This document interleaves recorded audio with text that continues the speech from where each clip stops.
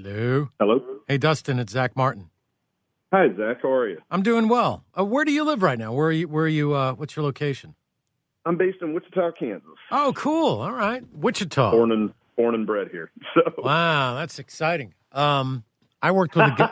No. Most people don't say that. I'm not being facetious. There's a connection.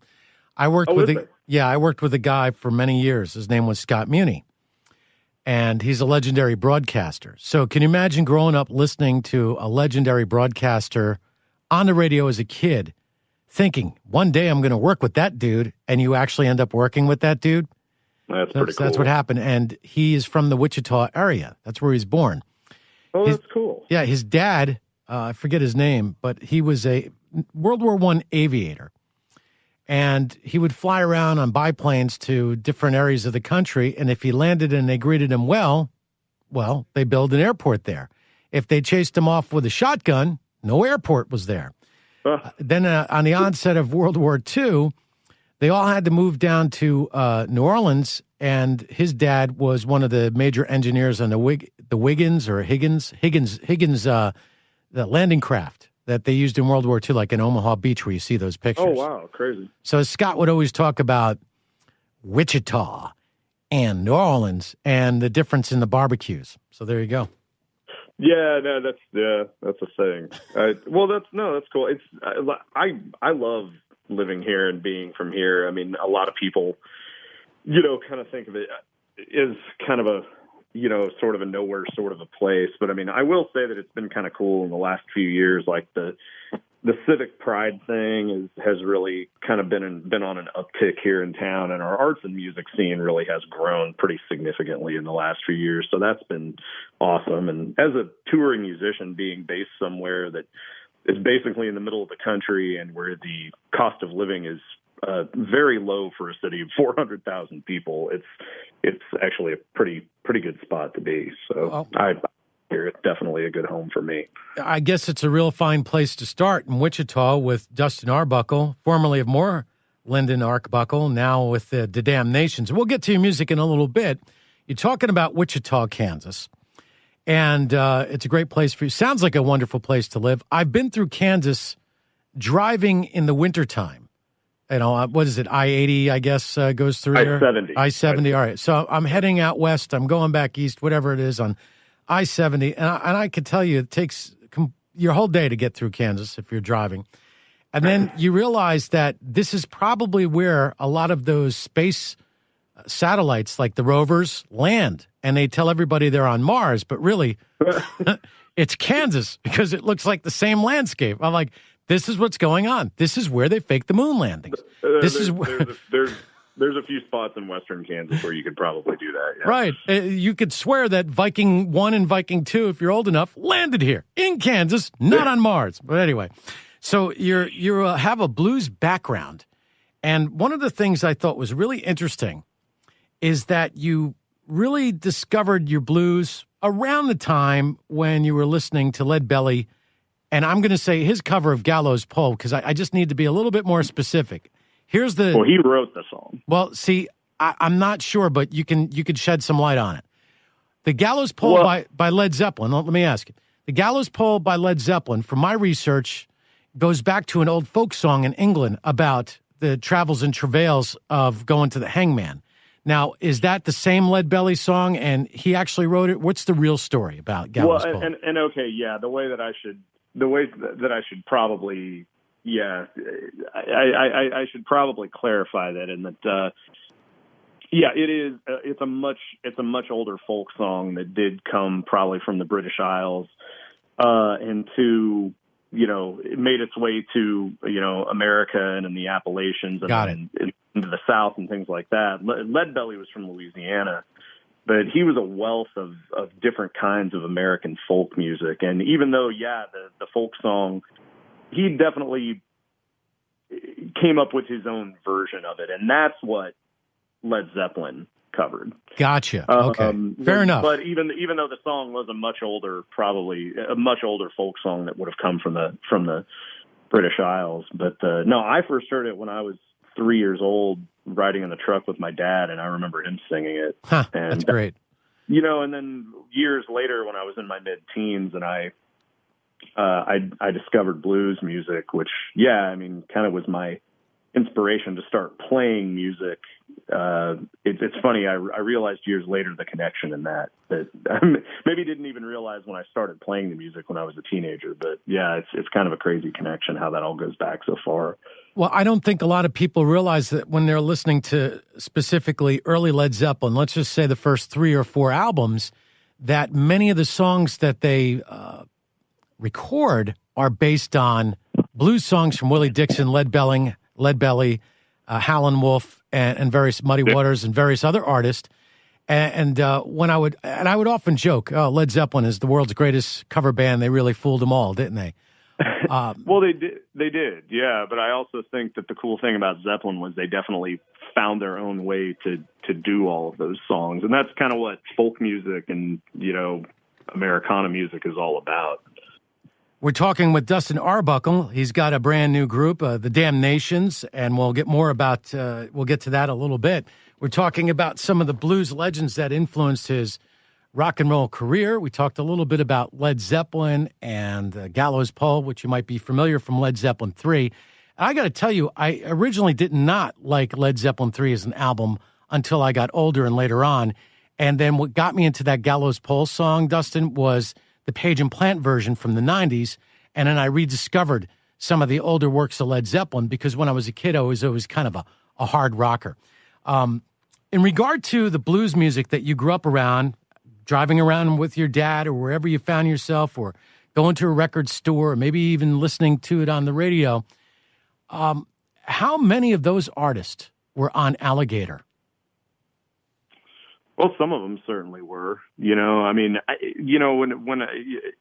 so that was definitely a cool thing later on to be able to record with, had put out a record on Alligator toward the end of our time with Moreland and Arbuckle. You have to give Bruce Iglauer a lot of credit because that's been the most influential and successful independent blues label in the world for over 45 years now. So, I think, I definitely listened to records that he put out, people like Hound Dog Taylor and I remember, Albert Collins and stuff like that were Alligator records. And those were some of the early things that I listened to. The stuff that really bit me when I first got into that music was, the 1950s kind of early electric blues stuff with people like, Elmore James and Muddy Waters and Howlin' Wolf, Sonny Boy Williamson, the early B.B. King stuff. That was the stuff that first really bit me.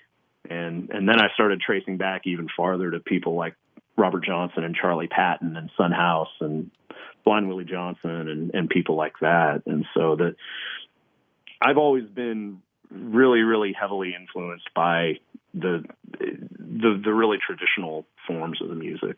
That's really awesome. Now, as growing up as a kid, being influenced by those early traditional music, being a much younger person, I would say, than most, how did that go with the other kids? Did they pick on you? What was that like growing up in school?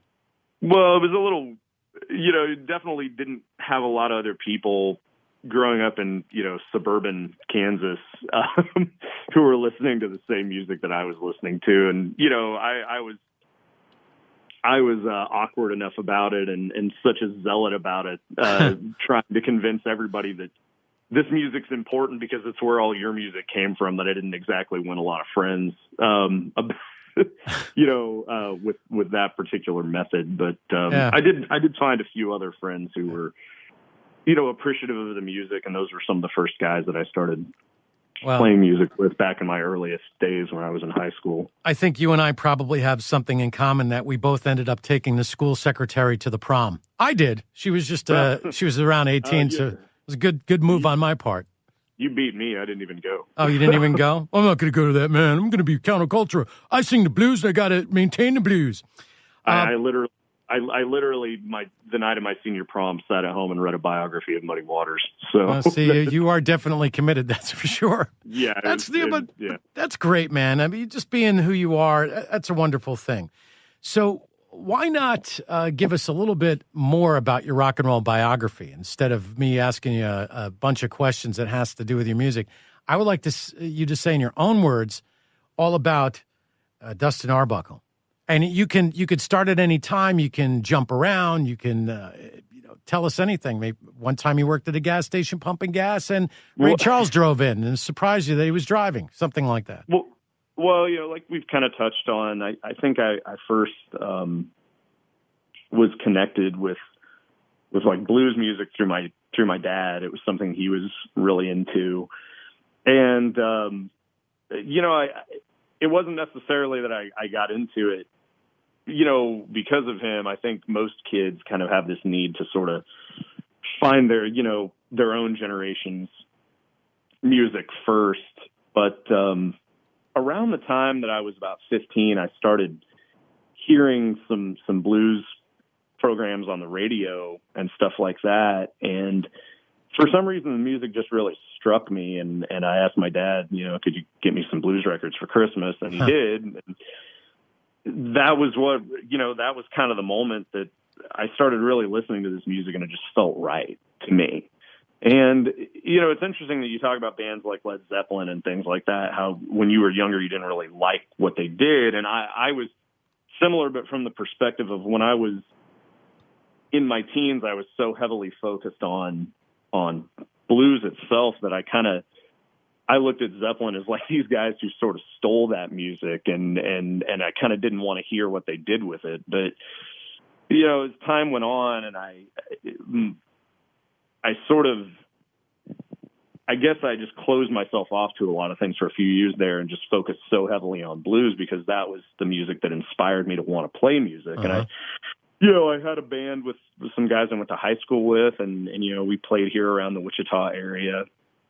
And then around the time I was 20, I became acquainted with Aaron Moreland, who I ended up starting Moreland and Arbuckle with. And, we were in a similar place in that we were really interested in playing like traditional, like Mississippi blues stuff, stuff like Son House and Robert Johnson, Charlie Patton, things like that. I think that's really cool. Yeah. Keep going. Yeah. And so we, we had that musical chemistry kind of right off. And, that set the stage for like the next 15 years. And through that time, like through my other musical relationships I developed, with Aaron or with other friends of mine who were into other kinds of music, I started to let more stuff back in, and through my friend Tom Page, with whom I have a string band, an Americana string band called Haymakers. He kind of got me into more traditional country music and bluegrass and stuff like that. And I worked at a record store for a while with an awesome guy named Stan Smith, who was really into like old school soul stuff. And he kind of got me hip to a lot more of that stuff. And, just all sorts of other people who I picked up musical things with over the years and started to want to incorporate more stuff into what I was doing. But, we went for 15 years with Moreland and Arbuckle. The band steadily grew, and we had a really cool thing going on because it was the bulk of the time we were a band, we were a three-piece with guitar, harmonica, and drums, no bass player. So we kind of were forced to have kind of a unique sound. And originally we had focused really heavily on like electrified Mississippi blues and early kind of Chicago blues stuff. But as time passed, we started trying to find ways to incorporate other stuff. And, the band grew and we toured really, really heavily over the years, on the blues and roots music scene in North America and in Europe and put out several records on great labels like Telarc and on Alligator. And, the entire time, though, I was always kind of trying to do other things musically as I could. Like I said, I started Haymakers on the side, and we did more of like a string band, bluegrass, folk Americana sort of a thing. And, also would try to do some other stuff with other friends musically. And then when a couple of years ago, Aaron and I decided that we wanted to part ways and move in different directions in our lives, I knew that I wanted my next band to be something that allowed me to do a lot of things musically that I hadn't necessarily been able to touch on as much. And so when we started the Damnations, and it's myself and Kendall Newby, who was our drummer in Moreland and Arbuckle for the last several years we were together, and Mark Foley on bass, who also plays with me in Haymakers, who's a great bass player. He's the head of the jazz department at Wichita State University, and he's also the principal bassist of the Wichita Symphony. So, I mean, Mark brings all sorts of expertise and knowledge to the table. And then our guitarist, Brandon Hudspeth, is a Kansas City-based guy who has worked around the blues scene in the States, here in the U.S. for, years, and toured with his own band, Levittown, but also has, done like sideman work with people like, RJ Michaud or Randy McAllister, and guys who do really cool stuff on the blues scene. But Brandon's also gone through the jazz department at UMKC, so he's got all this jazz background, and he's taught guitar lessons for years. And doing that, you kind of end up learning a lot of other stuff, a lot of different styles. So Brandon's a really amazing guitar player because he about any kind of roots music you would want to play, he's got a strong enough background in that he can do it tastefully and convincingly. And so the group of guys came together for the Damnations in a way that really allows us to be what we think of as an Americana music band. We play blues, we play kind of rootsy rock and roll, we play soul music, we play kind of what you might call alt country. We play even get into some kind of weird jazz stuff. And, we have a lot of fun with the band because it never feels like it gets stale. Like we can touch on a lot of different things in ways that it seems to appeal to people, and it allows us to keep things fresh for ourselves musically. I kind of like that approach because there's a couple of bands that I won't mention by name. I like the first album. Second album, sophomore, it was okay. But by the third album, every song sounded like the same sort of chords and the same sound, same vocal technique, same formula, if you want to call it that. And then it became predictable, and I was like, I'm losing interest in that. And none of those bands, by the way, are still together. They all broke up. So they didn't have the longevity because I think that after a while, people start to go, you know what? It's just more of the same thing. When I look at the history of rock and roll, you have something in common with a very famous rock band from the 60s that also didn't have a bass player. Do you know what band that would be? I'm pulling a blank. The Doors. Oh, Think of yeah, it. no, I guess I didn't. So I don't. To be fair, we do have a bass player now in the. Yeah, you do. I didn't for years with M&A, but I know what you're saying. Yeah, I just thought that was kind of cool. I'm like, wow, they got something in common with the Doors there. Your earlier incarnation. Now, what about? Here's some instruments that I think that need a little bit more respect than they get. I'm going to give you a list: the kazoo, the banjo, I would agree. The mandolin, the oboe, and the French horn. I mean, nobody uses a French horn these days, and I don't think there's anybody left that knows how to play it. So, I look forward to that out of your future albums with the Damnations to incorporate those instruments. That'd be great. Well, you can at least hear some mandolin with my other band, Haymakers. We have two of them. That's good. But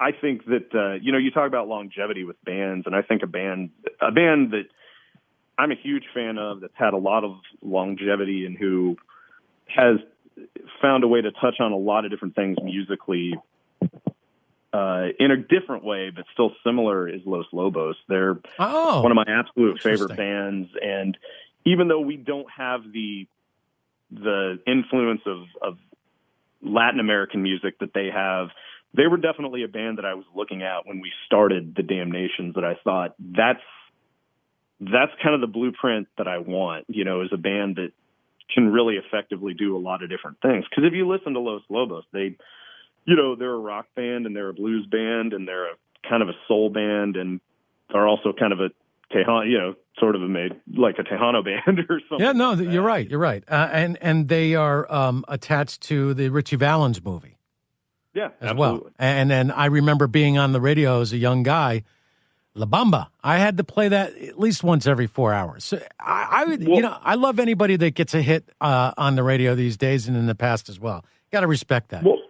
Well, and you got to respect the fact that that's a band that's been around for something like 45 years, and their records still continue to sound fresh and not stale. That's right. So, and it's because their ability to incorporate different types of, I guess, musicality. I'm going to call it musicality for this discussion. Your website is Dustin Arbuckle, Damnations.com. Tell us a little bit about your new album that's out. Well, we just released a live EP that's from a performance we did at the Hook and Ladder Theater and Lounge up in Minneapolis, Minnesota, which is an outstanding venue. And it was at a good time. We had been real busy. We were in the midst of a tour, and we had an opportunity to record that show that night, and we knew that we were ready to get something new out. And we've been in the studio for a while working on an LP that we hope to get released maybe later this year or early next year. But the idea of putting out a live thing was really appealing. It's something I've wanted to do my entire career and have never had an opportunity to do before now. So, we got to record the show last October and found enough stuff on there that we liked, that we felt like we liked our performances and we liked the sounds, and it allowed us to put out this EP. It's 5 songs, and it's mostly some of our favorite cover stuff from the set. We feel like it's a good example of the different things we can do musically. There's one of my own tunes on there, which is kind of a jump swing thing called Spent the Rent. But then there's also like kind of a truck and country rock song, 6 Days on the Road. And we do an old Bo Diddley tune called I Can Tell, and an old soul tune that Jerry Ragavoy wrote called Stop.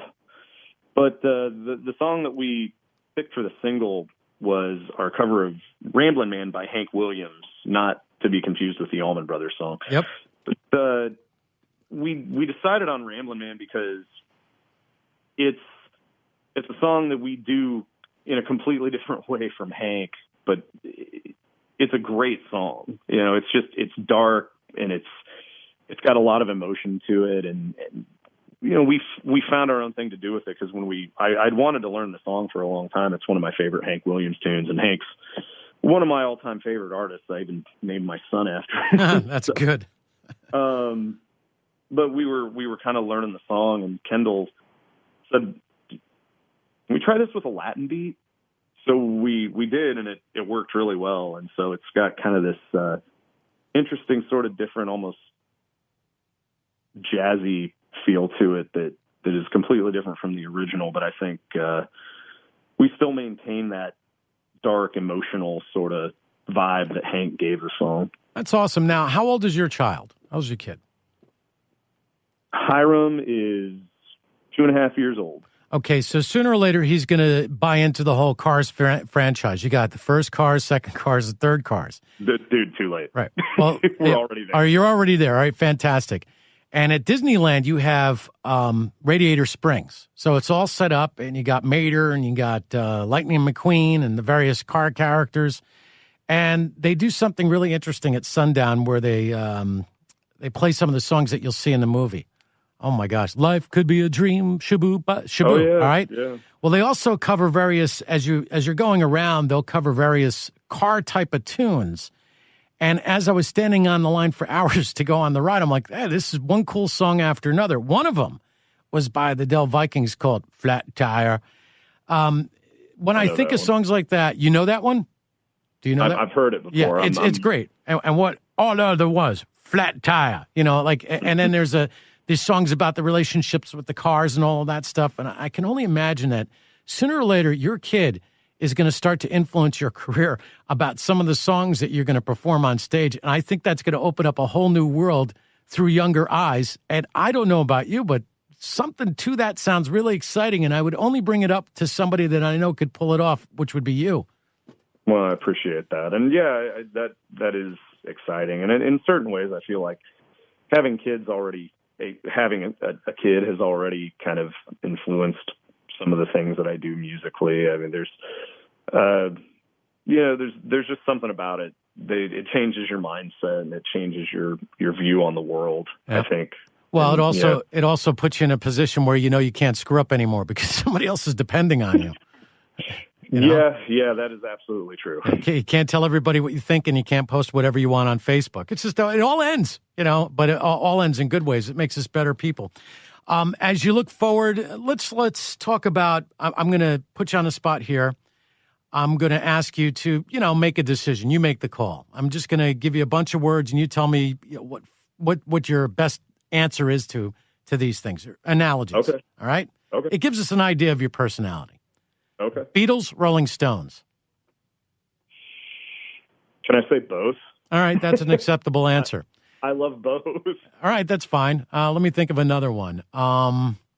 Yes or Genesis? Ooh. I'd say Genesis because I love how weird Peter Gabriel was in the early days. Kind of weird, yeah. That's an understatement about being weird. Okay, did you like Bohemian Rhapsody? Haven't seen it yet. You got to go. You got to go see that. Got to go see it. Funny enough, though, just last night I was watching a live YouTube clip of Queen. I think it was from Live at Montreal doing that very song with my son. So that was pretty fun to watch that. Yeah. He was all about it. And when you think of Queen, they were really innovative. They took a lot of risks that nobody else was willing to take back in the day. Oh, they were amazing. Yeah, amazing. I mean, if you could have one lead singer join your group, who would that be and why? Oh, man. That's really difficult. It doesn't have to be a guy, by the way. Could be a girl. No, and I get that. Like alive or dead? It doesn't matter. This is all, just for fun. I would say alive, Mavis Staples. If I could have somebody from like of all time. Oh man. That's really tough. Like probably Muddy Waters. Okay, Muddy Waters, that's a good one. Yeah. Maybe Big Bill Broonzy. Yeah, that's what I'm talking about. Those again, I mean, I just love those voices. And if I was in Guns N' Roses, I would invite Ethel Merman to the stage and let her rip it. There you go. Where do we go now? Where do we go? Sweet child of mine. And this is what happens when you're a disc jockey and you're on late at night and you haven't eaten much food and maybe, you just like going out of your mind playing the same records over and over again. You start to do this kind of stuff. I just want you to know. That sounds like late night band van conversation. Exactly. Okay. So like, what does a typical late night band conversation go like? That's not necessarily appropriate for radio. I see what you're saying. Do you ever have those philosophical discussions about everything just being so in order for us to exist? You ever do one of those? Oh yeah, I mean you can get into some pretty heavy stuff, but then it also gets okay. It also can get pretty. It runs the gamut from heavy philosophy to the most childish humor you've ever thought of in your life. Yeah, so. You quote something from philosophy, you make a Latin statement like de gustibus non est disciplinum tandem, and then you go, pull my finger. I get it. It's what we all do. Yeah, well, you get a bunch of smelly dudes in a van together for weeks at a time. Eventually, it gets fairly lowest common denominator. Okay, one last question. This is great. You're going to love this. Your favorite Charlie's Angel? Oh man, I'm a little young. Which is weird because I listened to music that was made before my grandmother was born, but I didn't watch any TV that was made in the 70s. Okay, I'll help you out here. You get a choice. You get Farrah Fawcett or Cheryl Ladd or Jacqueline Smith. You take your pick. Cheryl Ladd. Oh yeah, bravo, Cheryl Ladd. Very well. She follows us on Twitter. She's going to love the fact that you said Cheryl Ladd. That was a good answer. Good answer. Great guess. Good answer. Yeah. No, we're just kidding around with you. That's all. Just trying to have some fun. This is what, if you were hanging out with me, this is the kind of stupid stuff I talk about. That and other things that I can't mention on the radio.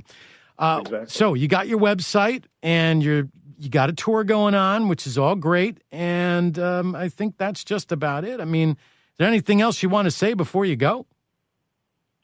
Well, just thank you for your time. Thanks for talking to me, and thanks for all the folks out there for listening. You can find us on the website, which is DustinArbuckleDamnations.com, or we're on Facebook and Instagram. If you search for the band name, I'm sure you will find us. I also tour with my other band, Haymakers, so if you want to check that out, go to HaymakersICT.com. That's really cool, man. I like that. I'm definitely going to go to one of your shows when you come to the area over here. I'm in the New York area. You can also download this by subscribing to Big Fat American on iTunes. We're on Spotify. Hey, we're all over the place. Thank you very much for spending some time with us. Best of luck to you, my friend. Thank you, Zach.